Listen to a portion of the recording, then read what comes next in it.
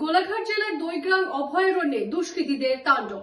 গোলাঘাট জেলা মুরফুলঙ্গি খণ্ড বন কার্যালয়ের অধীনে নাম্বর দইগ্রাম বন্যপ্রাণী অভয়ারণ্যে দুষ্কৃতীদের তাণ্ডব।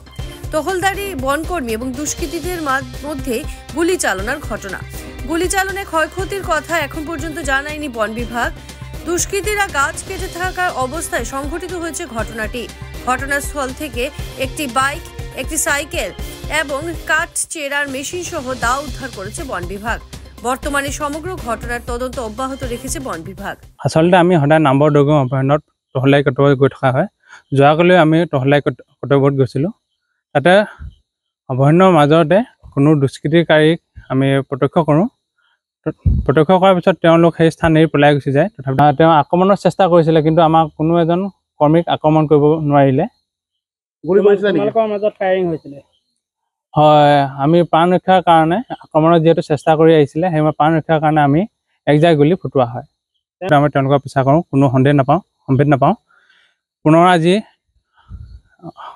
আমাৰ সহকৰ্মী সতীৰ্থ লগত লৈ পিনি পেট্ৰলিং কৰ্তব্যত যোৱা হয়।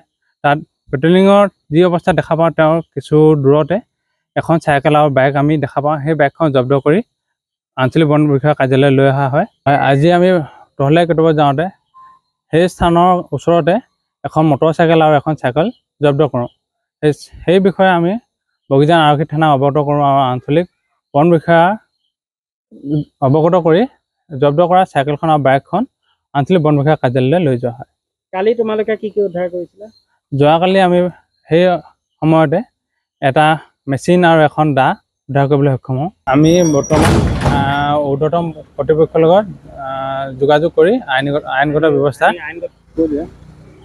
আমি বৰ্তমান ঊৰ্ধ্বতম কৰ্তৃপক্ষৰ লগত যোগাযোগ কৰি আইনগত ব্যৱস্থাৰ কাৰণে আগবাঢ়িছোঁ। যে কোনো খবৰেৰ জন্য যোগাযোগ কৰুন 7099017330 এবং 7099017110 নম্বৰে।